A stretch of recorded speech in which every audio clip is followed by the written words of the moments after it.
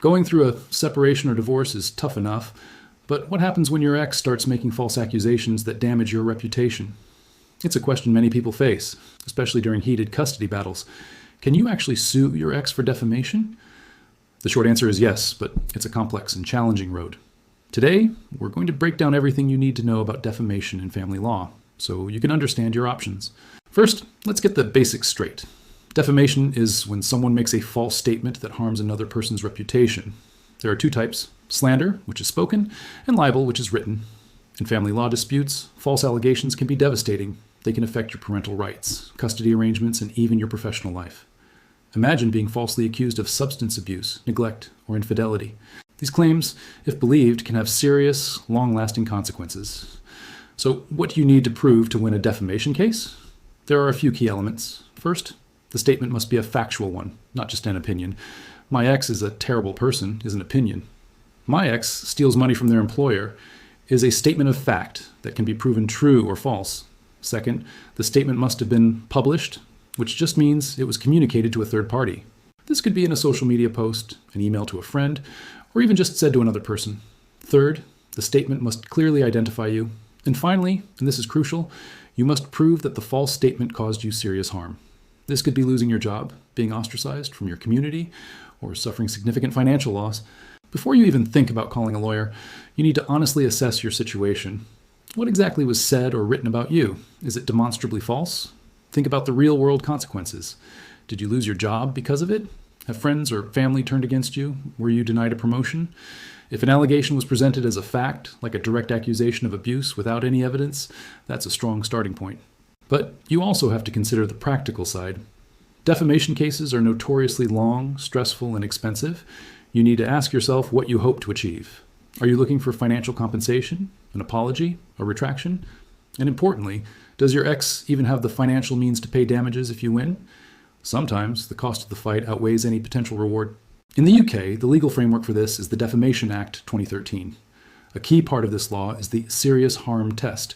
You can't just sue because your feelings were hurt. You have to show that your reputation suffered significant damage. This is a high bar to clear. For example, if your ex made a false claim that led to a formal investigation at your workplace, that could certainly qualify as serious harm. But a nasty comment in a private message that didn't go anywhere might not. Now, let's talk about the unique dynamics of family court. The primary focus of family court is always the welfare of the children. Judges are used to hearing parents say negative things about each other.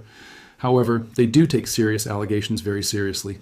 If your ex accuses you of something like drug use or domestic violence, the court will investigate.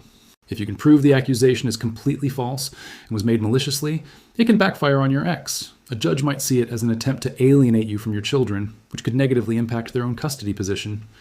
But remember, the family court's main job isn't to rule on defamation. It's to decide what's best for the kids. So if you do decide to sue, what kind of defenses might your ex use? The most powerful defense is, of course, truth. If they can prove that what they said was true, your case fails. Another common defense is honest opinion. They might argue that their statement was an opinion based on facts that were available to them at the time. For example, if they said, "I think my ex is an irresponsible parent because they are always late for pickups," that could be framed as an opinion. The public interest defense is another one, though it's less common in family disputes. They might argue that their statement, for example about your professional conduct, was a matter of public concern. If you believe you have a strong case and want to proceed, what are your next steps? The first and most important step is to gather evidence. Save every text message, email, social media post, and screenshot. Make notes of who said what and when. If there were witnesses to the slander, see if they are willing to provide a statement.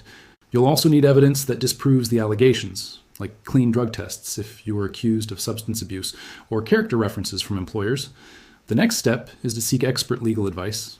You need a solicitor who has experience in both defamation and family law, as these two areas intersect in complex ways. They can give you a realistic assessment of your chances and guide you through the process. And remember, lawsuits are a marathon, not a sprint. Be prepared for the emotional and practical toll. It can be incredibly stressful, especially if you're still dealing with ongoing family court proceedings. For this reason, you might also want to consider mediation or other forms of alternative dispute resolution. Sometimes a structured conversation with a neutral third party can resolve the issue without a lengthy court battle.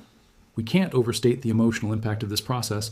Being falsely accused is deeply painful, and pursuing a defamation case can feel like reopening old wounds every single day.